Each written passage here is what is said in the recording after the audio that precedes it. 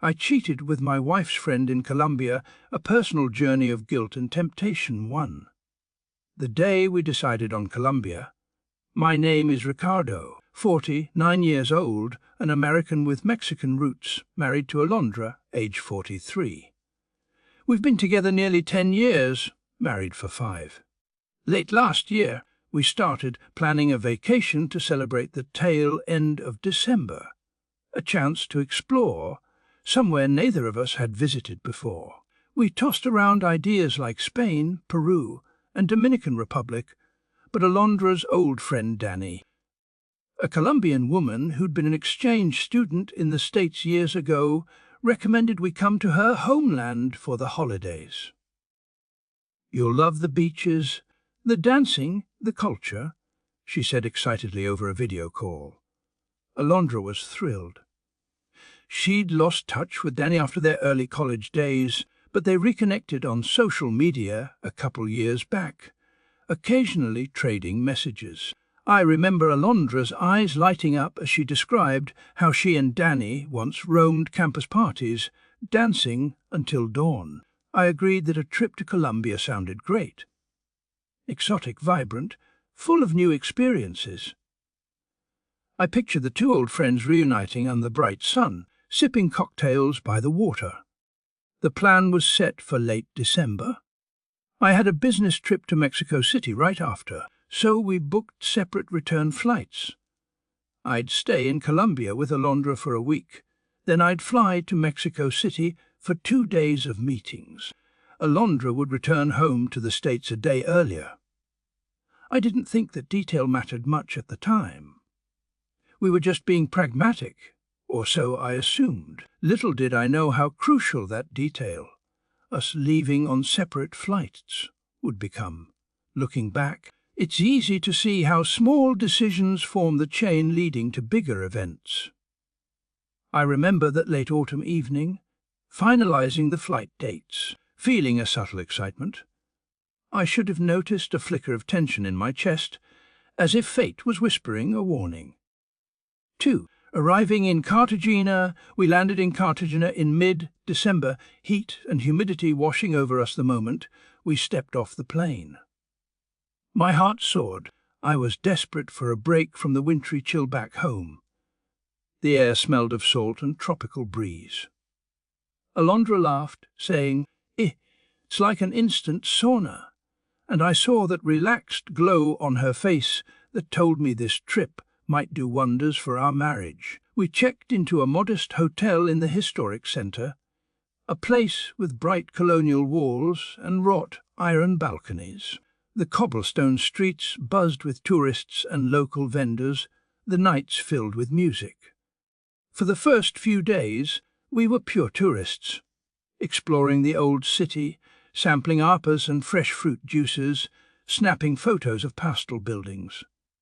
We took a boat to the Rosario Islands, snorkeled in turquoise waters, dined on fresh-caught fish. I felt closer to Alondra than I had in a while. Perhaps we'd been drifting into routine back home, and this vibrant environment rekindled some spark.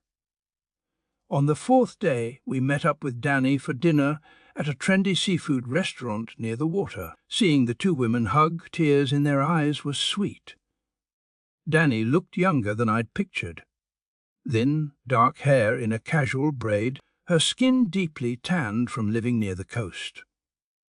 She had a friendly smile, eyes bright with delight at reuniting with her old friend. I found her warm and engaging, though a bit quieter than I expected.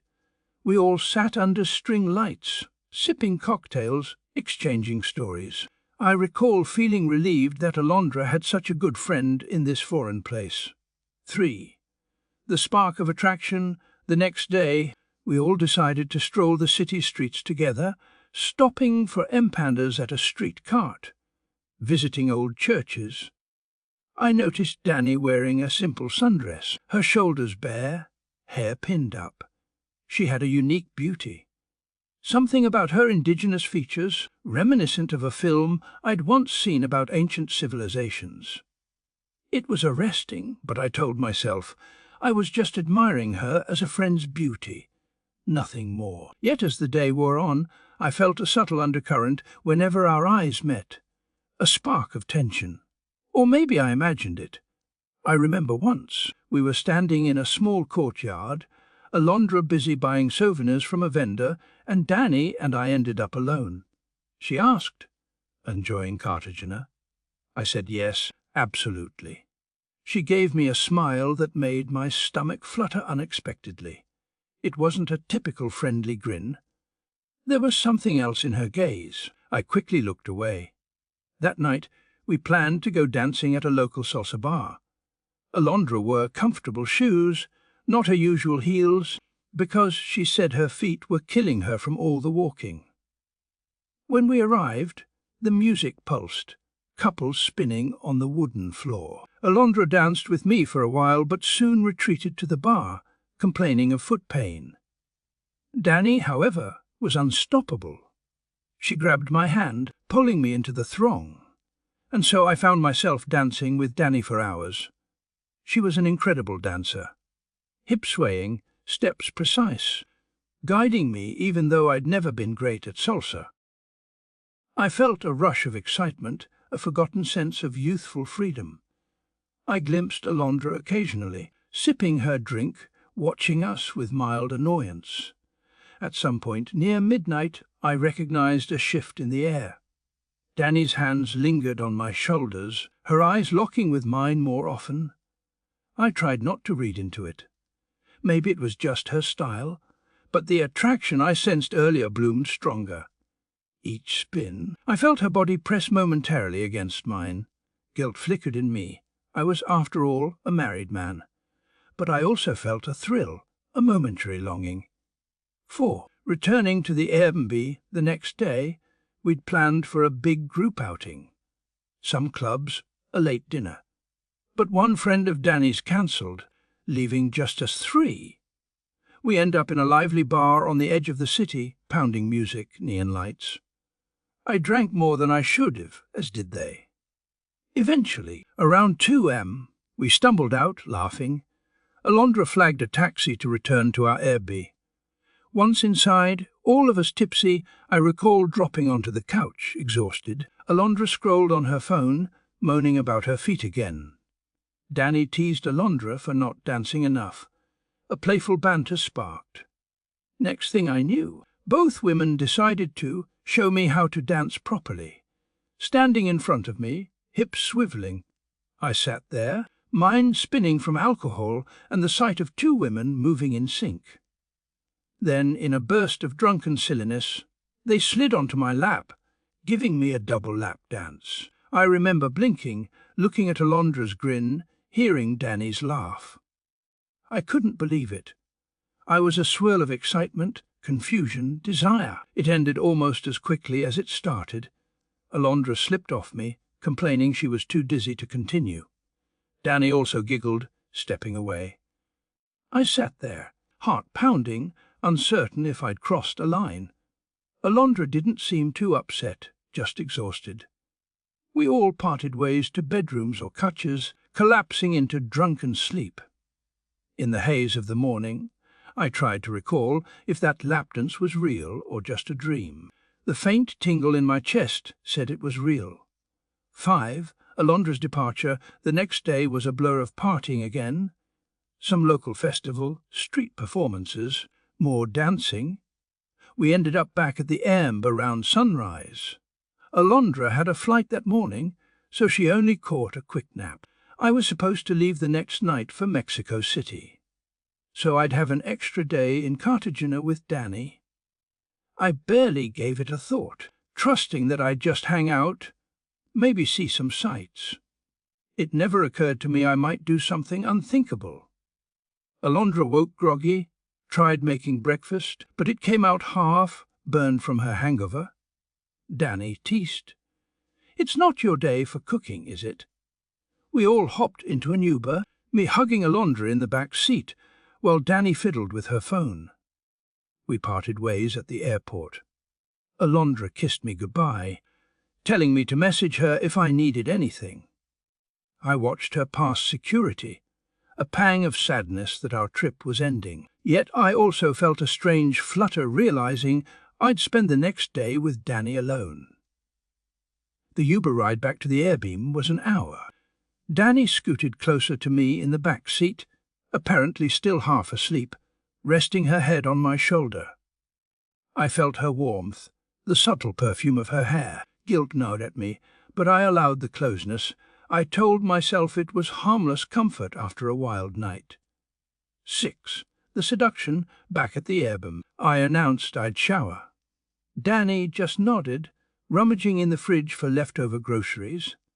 Water poured over me, the hot stream soothing my lingering headache. I tried to banish the fleeting thoughts of her. I was a married man. I needed to behave. Finishing up, I told off, stepped into the living area to see what she was doing. To my surprise, she'd prepared a simple meal. Eggs, toast, fresh fruit on a plate. Her eyes sparkled as she said, "You deserve a better meal than that burnt attempt earlier." I thanked her, feeling touched. I sat at the small table, devouring the breakfast with surprising appetite. Meanwhile, she excused herself to the shower. Minutes later, I heard the water stop. I expected her to emerge in a towel. Instead, she strode out naked, hair dripping, steam trailing behind. I froze, fork halfway to my mouth. She approached, a mischievous grin on her lips, her body glistening. My heart pounded dangerously. She simply took my hand, guiding me to the bedroom. I followed, feeling a rush of adrenaline, desire, and moral conflict. I told myself, "Stop, this is insane." But my feet moved anyway. We fell onto the bed, lips meeting, my mind drowning in lust. Her skin was hot, wet from the shower, her breath quick. I mumbled something about how this was wrong, but I kissed her anyway. She whispered that we should enjoy each other, that no one would know. I caved, letting the moment devour me. For hours, we had sex in that Airbnb. The same place I'd slept with my wife just nights before. I can't recall how many times, just that we alternated between frantic and languid, exploring every corner of that small apartment. I felt guilt sizzling in my veins, but the raw physical pleasure overshadowed it. I was drunk on the sense of danger, the taboo thrill. 7. The aftermath and flight to Mexico. Eventually, exhaustion took over. I dozed off and tangled in sheets that smelled of sweat and shampoo. I woke near evening to see the soft orange glow of sunset on the walls. I realized I had just a few hours left before my flight. Dani was curled against me, dozing. I slid out from under her arm, quietly dressed, started to pack my suitcase. She stirred, came over, gave me a lingering kiss. "Thank you for a wonderful day," she murmured, eyes gleaming. I wanted to say something more profound, but my stomach churned with guilt. I just nodded. We left the Airbnb. Standing at the door, she asked, "You'll come back to Cartagena, yes? Maybe just for me next time." I forced a chuckle, my chest tight. I wasn't sure how to handle the reality of what we'd done. She kissed me warmly, as if we shared a genuine bond. Then my Uber arrived, and I said a shaky goodbye, heading to the airport for my flight to Mexico City. In the car ride, I stared out the window, my mind reeling. I replayed the entire day in my head, that unstoppable surge of desire, the sense that I'd stepped off a moral cliff. I wondered how I'd face Alondra after this. I felt both triumphant in a twisted way and deeply ashamed. I told myself I might never see Dani again, that this was a one-off fling. But the memory of her body pressed against mine wouldn't fade. 8. Guilt, rationalization, and returning home, the next 2 days in Mexico City were a blur of business meetings, all overshadowed by my swirling thoughts. I'd cheated on my wife with her friend. I was no better than any cliché philanderer. Yet a small part of me replayed the day with Dani, turned on by the memory, even as I felt disgust.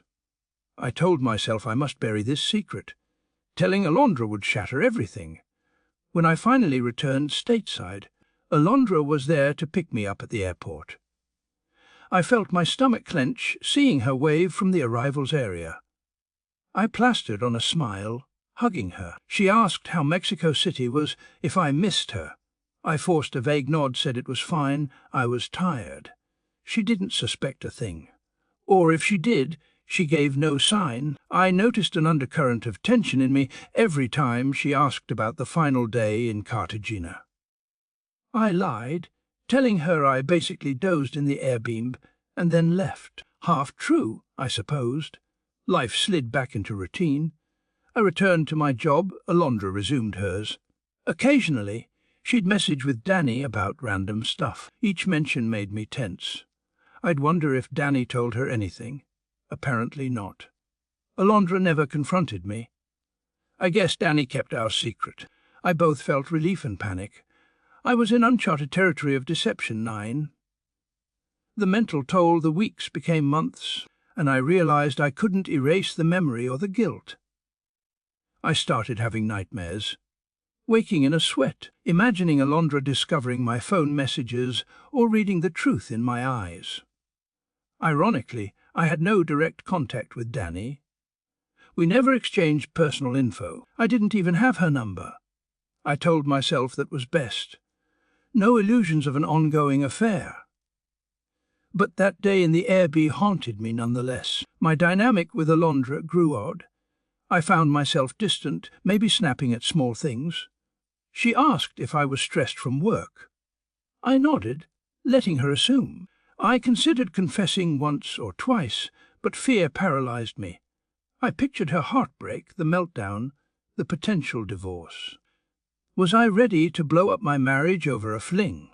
I rationalized that it was a one-time thing that just happened. But I knew deep down I'd actively chosen it. I'd welcomed Dani's seduction. 10. A confession or not? The question of telling my wife gnawed at me. I realized I was being cowardly. I'd always scorned men who cheated, telling myself I was loyal. Now I was a hypocrite. Every time I saw Alondra's trusting gaze, I felt a pang. I tried to overcompensate, cooking dinner more often, booking a surprise weekend getaway for us. Ironically, these gestures might have raised her suspicions if she were cynical, but she seemed grateful. Dani stayed in contact with Alondra, though not excessively. Occasionally, Alondra would mention the crazy dancing nights we had in Cartagena, or how Dani misses us. I'd pretend a casual response. Inside, I squirmed, wanting to scream that I'd betrayed her with that very friend, but I said nothing. Once, Alondra casually teased, "Maybe next time you go to Cartagena, you'll have a local guide." I forced a laugh, the irony stinging. She had no idea how pointed the joke was. I told myself I'd carry this secret to the grave. 11. Moral conflict. My moral compass wavered. One side insisted I must unburden myself to Alondra, let her decide if she could forgive me. But the other side whispered that the affair was done, that telling her would only cause pain. I loved Alondra in my way. Did I want to blow up our marriage?